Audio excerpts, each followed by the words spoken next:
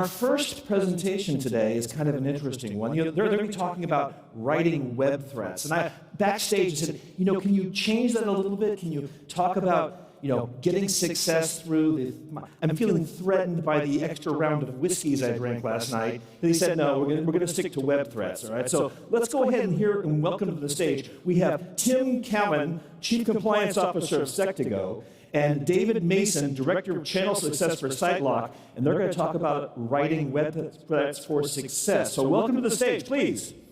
Gentlemen.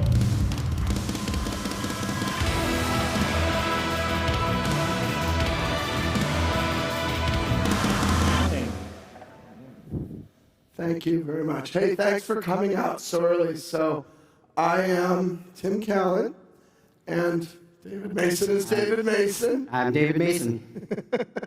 And SiteLock and Sectigo, we are the same company. We do operate the two brands and the two operations in the same company. So we're co-workers, and that's going to matter for what we're talking about today, because the SiteLock business really helps us gain a lot of insights on the threats that are happening for websites really around the world. We have a massive pool of sites that are monitored by our service.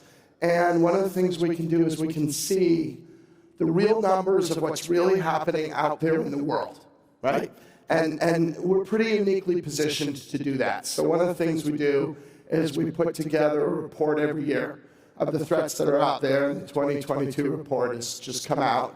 And what we want to do is share some of that with you today. And all of those threats and what we're going to show you represents a real challenge for small businesses, because they're not computer scientists, right? They're just trying to operate their small business. And yet somehow they're still under these attacks, and they need to deal with those. And that gives us, this community, an opportunity to help them, essentially. And it's No, definitely. And then as we look at that, we're going to take you through how at Sectigo and SiteLock we've taken that data and we look at our partner infrastructure and how can we pass down that education to those end users, and how can we show them that threats they're under, because they're very reactive right now. If I get a malware attack, then I do something. So we'll walk you through some solutions we have there to take you and turn those into very proactive customers. And then we're going to show you how that can help you drive those conversions and those sales, but also provide that valuable education to your end users. Right. So let's start with the facts. And this is really some really interesting stuff. These are just some high level. Again, we have a whole report. I'll encourage you to go get the whole report. But the numbers are going up more than ever before. And the big number at the top is the easiest one to see. On the average of the sites under our services protection, we are looking at 172 attacks per day. Now, I remember when we first got these data and we were working on the report, I said, are we sure? Because that does seem like a high number. You say, how is that really possible? And we're going to return to this, and we'll get into how that actually is possible. How it's possible that this many attacks can be happening, and how it's possible that the website owner might not be aware of them, right? But that's it. Like, those are the real numbers, because we measure them. And, just look at some of these other stats. 61% of websites, nearly 2/3 of websites have been attacked in that time period, right? So this isn't just, there's this illusion that people have where they say, well, I'm not big enough. I'm just a little business. I'm not big enough. I won't be attacked. The fact of the matter is that any business of any size, any website, can be a victim of these cyber attacks. And again, this goes back to the nature of how they're going on now, the automated nature of it. And then we augment. We don't just pull data from our own service. We augment it with surveys to try to get at attitudes and plans and things along those lines. And so these two data points at the bottom come from the surveys, right? So part of what we asked is we went through and we said, what protections do you have in place? And it turns out that 90% of these small businesses, these websites, have gaps, have meaningful protection gaps that increase the risk that they're under as sites. And I think the second one is even more interesting. What they also don't have is a coherent strategy, And if you think about it, this makes sense. I'm running my small business. I'm expert at whatever I'm expert at. I have some kind of service, or I make rocking chairs, or whatever I do. And I don't have a cybersecurity strategy. I don't sit down and say, how am I going to prevent the bad guys from getting at me, right? And so these are the challenges. This is what hurts them. And of course, the stakes are higher than ever before. We all know this, right? It's harder and harder to operate without a web presence being a central part of what you do, which means everybody's got one, and if something goes wrong with it, it's really going to hurt you. And so all of that builds up. And then the last one, I think we all thought, wow, is this stat on the bottom right? So again, based on our sample set and our research, we project that there are 4.1 million malware sites that are infected with malware right now today. So it's huge, it's rife, and it's very important. Now, why is this going on? The reason it's going on is because the nature of these attacks has evolved over time. So traditionally, in the old days, it was kind of a simple world. And securing your website was putting an SSL certificate on your website and getting on with things. And I'm sure we all remember that. Those certs have been around for a long, long time. But what's happened is over the years, the breadth and variety of the threats really has evolved, right? And so we're seeing a broader set of attacks that are potentially coming on a site than ever before. And all of this is automation driven, and we'll return to that. So you can't just focus in on one little thing. You can't just say, okay, I have an encrypted tunnel, problem solved, right? That's a very 1999 kind of attitude. And it just doesn't work today. Today I'm worried about website defacement, I'm worried about malware attacks, I'm worried about cross-site scripting, I'm worried about DDoS, I'm worried about a broad variety of other things. And all of these things can come and hit me. And if you look at this timeline, you'll see, kind of over to the left, it's all homogeneous. It's really about SSL. As we move to the right, the variety, and if you see all those yellow things showing up on the right, the variety of attacks increases. And the breadth of what they might go through increases to the point now where what you really need to do is you need to have a comprehensive approach that's proactively protecting your website against the various threats that might come your way.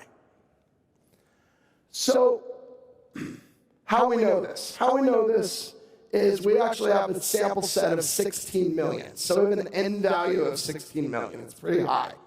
And how that breaks down is there are 14.2 million businesses that are using our SiteLock service, of which 1.8 million are using them on multiple sites. Add those two together, you get to 16 million. And this is a really big number. We have the largest database of malware hashes of anyone in the world, by way of example. So we really have a very robust set to draw on when we take these numbers together. And also what's interesting is look at the breakdown of open source versus non in this particular thing. 95% of these sites use WordPress. 90% of these sites use WordPress. Another 5 use Joomla. We have 95% open source.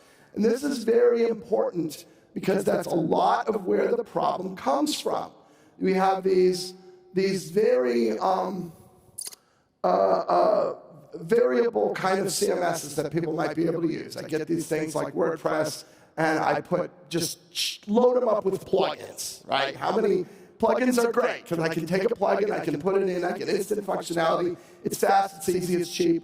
I don't have to write my own code. Plugins are awesome.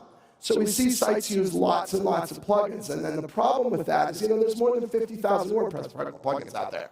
So the problem is, how are you going to make sure all of those things are current? How are you going to make sure they're safe? And it gets what we like to call the update this, upgrade that problem, right? Which is I'm supposed to always monitor these things. I'm making sure they're current. If there is a vulnerability or a problem or something along those lines, somehow I'm supposed to detect that for the dozen plugins that I'm using and make sure that they're updated and current. And they don't. They don't, right? And so it leaves vulnerabilities for them. It leaves holes and gaps. and this is something that can come along and really hurt a business. And again, this is where it's changing. So we've all seen the movies of the hacker kid who sits at the computer and types and manages to get in. That's not today's attack surface. What's going on today is almost all of this is automated. So you have people, they could be anywhere in the world, running automated scripts that are just looking for opportunities, looking for holes, looking for vulnerabilities, and they move on to the next site, the next site, the next site, hit.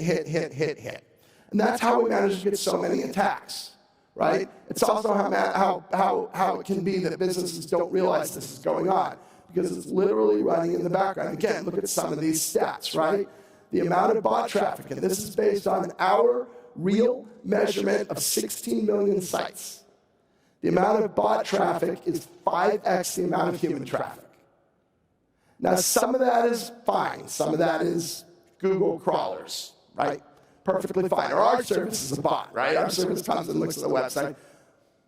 But more than half of those are not bots that are providing a service that you want.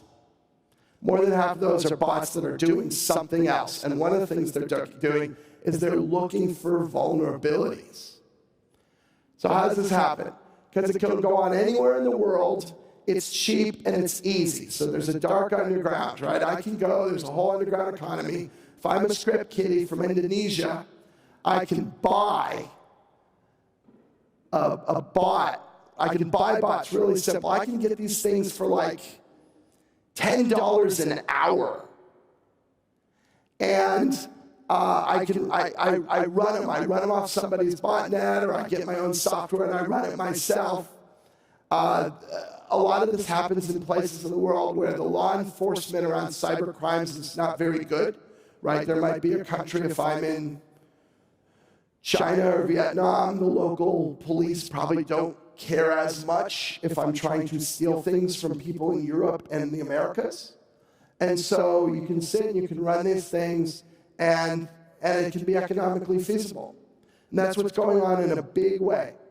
So, it's very automated these days, and you need an automated response, right? Something that's on 24/7, 365, that's proactive, that's looking at what's going on. And that's the world that you're in today as a small business. So again, summarize, I'm a small business, I'm not a computer science expert. I'm just trying to delight my customers, right? I'm just trying to thrill them and take care of them. And all of a sudden, I have this problem I need to solve that I don't know how to solve. And so I need to be an online business.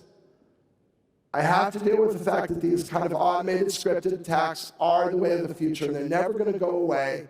And I'm really not good at keeping things patched and current and fixed. So this is a challenge, but it's also an opportunity. Yeah, no, there's a lot of really strong challenges the end user is facing, right? But that does create a lot of opportunities for our partners as we're looking at it. More and more small businesses are coming online. They're having to abandon their brick and mortar, right? That's the wave of the new world. Good bots are a necessity. Got to get that SEO. Google's got to crawl it, right? But with the good bots also come the bad bots, right? The bad actors out there, the adversaries, it's cheap, it's easy for them to do. They send it out, they crawl, they make their money. It's a business is booming for them, right? But this is an opportunity for all those partners out there in two ways, two important ways. One, educating those end users on what their risk profile looks like. How risky are they? What are those threats? How are they getting there? How are they attacking them? And then an opportunity for the partner to package that with, here's what you do about it. Here's how you solve that problem. We know, as Tim said, people aren't updating their WordPress. They have outdated versions of WordPress. They have outdated versions of plugins. A lot of times there's reasons behind it. If I update my version, I potentially break my site, so I'm not going to do it. But at the same time, you're leaving your site vulnerable and risky. So what can we do about that? How can we educate those people, and then convert those into sales, get those sites secured, and also save time for your customer support team so they're not getting hammered with calls of, I got hacked, it's obviously my host's fault. Why aren't you securing my site? And that is the #1 sales challenge. We had it for a while with SSL, but the browsers helped us with that. Now the end users understand they need an SSL, they don't necessarily understand what an SSL does all the time, and they think SSL a lot of times is a magic bullet, secures everything, and it doesn't. There's no one magic bullet. Multiple things are needed. And then there's the other problem is customer apathy. Every host out there has probably faced this. I've heard it from partners as well, too. If nothing's wrong with my site, it's still up, it's not hacked, I must be good. When there's a problem, I'll call you. But they're not seeing what's behind the scenes, what's already infected there, how could that potentially cause them business disruption down the road. And on the flip side, the partners give well, I'm not getting a call from the customer about needing the product, so do I really need it, and should I do other things? And by the time you realize you do, it's too late.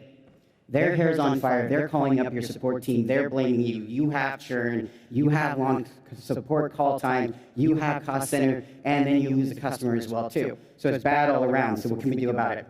How do we improve the education to those end users and show them, this is your risk profile, this is what you need to be thinking about, turn them from a reactive to a proactive. We looked at that through our base and we came up with a solution. It's leveraging something we call our site license, our Restore. Let's scan that. Let's scan that site. Let's look at it and tell them, alert them, hey, you have malware. Let's alert them about having malware before Google finds it and they call you. How powerful of a message is that? To be able to reach out to that customer and say, hey, by the way, you got malware. Your site's not down yet, but it's going to be. Let's do something about it. How much easier that is for your sales team and support team. Let's reach out to them via email and let them know and have them call in, pick up the phone and ring you for a change. What do I do about this? Help me. As my trusted advisor, which is the role all of us are trying to get to, not a vendor, a trusted advisor. How are we adding additional value? How can we show them that Restore and then parlay that into various products on where we can block attacks, where we can improve performance, where we can remediate that malware, and more importantly, where we can patch those vulnerabilities. Patch those vulnerabilities so they're at least as secure as the latest version so they don't get those hacks. So what are the benefits of that? Two different benefits. Benefits for partners, benefits for end users. End users, it's that education piece. This is the piece that's going to show them. It's going to give them that risk posture and that alarm system, changing the mindset from reactive to proactive. For our partner, at the end of the day, Restore is really a lead gen tool. Imagine having that data at your fingertip. Here is all my customers, high risk, low risk, medium risk, malware infected, vulnerabilities, outdated CMS, and being able to feed that to your sales team, being able to feed that to your marketing teams, and those drive those conversions, having meaningful, targeted marketing message, rather than broad scope. We got a great product, it's really cool, come check it out and buy it from a landing page, right? Which is what we do a lot now. There's a lot of great products out there. The strategy tends to be landing page, webinar, mass market email. Here's all the cool stuff you got. Here's why you need it. We're not saying, hey, this is what your site looks like. These are the things wrong with it. Now let's talk about what to do with it. How does Restore do that? So it is a low, medium, high risk. That's what we're providing. Where do they land on that risk posture profile? It works by looking at the site. It actually scans over 500 different criteria.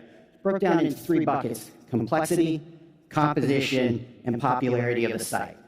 What's going in on all 3 of those things? What are the factors that are determining the success or failure of that site when it comes to protecting themselves from malware? It provides a score, and then we match that score to a level of protection they need. Low risk is keeping them educated. Low risk today, medium risk, high risk tomorrow. As someone first buys your site with you, they're just building it out. They haven't introduced all the plugins, all the various things yet. As they progress, that Restore changes. And it's an important piece here. This Restore runs daily. Every day, it's looking at that site. It's really important that this isn't just a one-time, I scanned it now and we'll try it again in a few months. In 2 months, that site changes, that risk changes, and they may have been infected there. Daily, it runs. Every day, they can go in and see what changed. How did my Restore change? What happened? How does it drive engagement? 2 ways again, inbound and outbound. From an inbound standpoint, you have the lead gen tool to send out these alerts, these notifications, drive that reaction from a customer, make them proactive. Don't wait until their hair's on fire. Outbound, call team. Here's your leads today. All these sites have malware. Call them. All these sites are high risk with outdated WordPress. Call them, sell them SiteLock, and sell them your managed WordPress hosting. right? There's other services you can trigger on top of that. From our data, when we look at deploying these scores en masse, 2% of the sites are going to trigger malware. 25 are going to trigger high risk. When you think across your base and mass and those trigger rates, you can see the lead gen opportunity coming in and how you can message and target these customers. It's one of our most successful programs when it comes to selling SiteLock services because we did really look at it, and it's hard just to put a solution on a landing page. Security is hard for a customer to understand. What do they do with it? What does this mean? What's a SiteLock and how is it different than an SSL? How is it different than antivirus on my computer? Right? They don't know. We have to show them, and these are the tools to help. It's good for us that we can help you drive conversions into SiteLock. It's good for you to get these customers secured because it not only drives revenue, but has cost savings. How do you get started selling SiteLock? Pretty straightforward. Sign up, integrate, go to market. Around this, we put a lot of time, a lot of thought, and a lot of effort into our go-to-market strategies for our partners. We talk to our partners constantly, understanding what's working and what's not working, and then we can customize those strategies. We can give you details around email and call cadence. I said the scans daily, you shouldn't email them daily. You email them daily and they're going to be shutting off or leaving soon, right? That's email fatigue. We put a lot of time and effort understanding how frequently, what's the message, when do you trigger it, how often, how do you break them down. Same thing with the outbound calls. How often, how frequently, when do you put them in a drip, when do you go back to them when their risk has changed, when do you reach out when it instantly triggers malware. All things we provide to our partners to make sure they're successful in this program. We've shared a lot of data, a lot of numbers. We do put out an annual security report that takes in and goes a little bit deeper into the nuts and bolts behind that data. Tim shared some powerful data too. I think the bot traffic is one of the most powerful pieces when you think about it. Everybody envisions when they have their site that I'm too small to hack. Why would anybody come after me? They think it's actually someone in their basement targeting them. They haven't really changed their mindset to it's just a bot going out there. It doesn't care. It's looking for a vulnerability and it's looking for core CMS. And it hits everybody. Yeah, absolutely. Absolutely. And it's cheap and it's easy to do. A teaser for our SSL partners out there. As SiteLock was recently acquired by Sectigo, one of the things we looked at is how do we combine those technologies? How do we make this easy for our SSL partners to deploy and implement? How can we combine some ideas around this risk score and site license and provide it to all our partners that are selling SSL now? So they're able to provide that risk score and drive that value to their clients right off the bat. Want to find out more? Definitely come see us in the VIP lounge. We're happy to talk about this all day long, as much as anybody wants, answer any additional questions. Yeah, and speaking of happy to talk about things all day long, just hang on to it. I need to take a minute to pitch our podcast. So we do have the world's only podcast that's dedicated to the topic of digital certificates, cryptography, and PKI. So if you want to understand what's going on in the world of SSL, how it's changing and stay current, please come listen to Root Causes. Just if you search for Root Causes PKI, you'll find it. Wherever you listen to podcasts, we have hundreds of episodes. We're putting up something almost every week, and we go deep dive into a lot of topics like the ones you heard today. So it'd be really great to come join us, and you can learn more about what's going on. And yeah, we look forward. Please come to the lounge, and we'd love to talk to you there.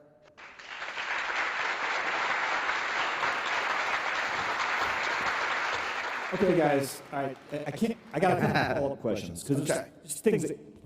First of all, I got two things. First thing is this: you talked about how it scans the site daily, right? Mm-hmm. If some of these guys out here in shared hosting environments, they have thousands of websites on a single server instance. What's the impact on a resource perspective of that scan? Great question. So I'll cover a couple things in that. So to deploy the scanner, all you need is the domain name. It's an outside scanner, so the resource impact is the same as Google crawling your site. It's minimal to none. They won't notice it.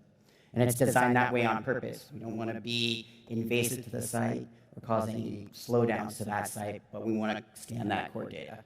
Perfect. And the follow-up question, you mentioned something that was actually very important. It wasn't just the browsers, it was the community supported the Let's Encrypt project that allowed SSL certificates to be disrupted.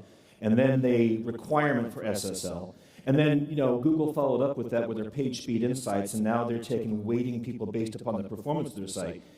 Do we see, I don't know the answer to this, I don't have an opinion yet, but I kind of hate top-down driven solutions, but is there a thing for these big guys to play for us in helping get websites saved? Yeah, I'm the same way with the top down. It did help a lot with SSL, and well, they do a little bit of that now, right? If you think about Google and your site has malware, you get blacklisted. Yeah. Unfortunately, that's a very painful lesson. You spent all that money on SEO, you get malware, you didn't know about it, you got blacklisted. It's actually harder to recover that than it was to build it in the first place. So a painful lesson, that's why us as a hosting community need to take that on and educate those clients and get them to be proactive and understand it from a bottom-down strategy rather than relying on getting hit over the head with a hammer, because Google's not taking that call. The hosts are taking that call. That poor CS guy in there is on like a 2-hour call on how he got malware when he's the one that installed the outdated version of WordPress and put the application on it. Right? The host didn't do it. They made it available to him, but they get to take all the flack for it. Good. Guys, Tim, David, thank you for your time. Everybody, thank you. Thanks, everyone. Nice. Thank you very much for your time. I appreciate it.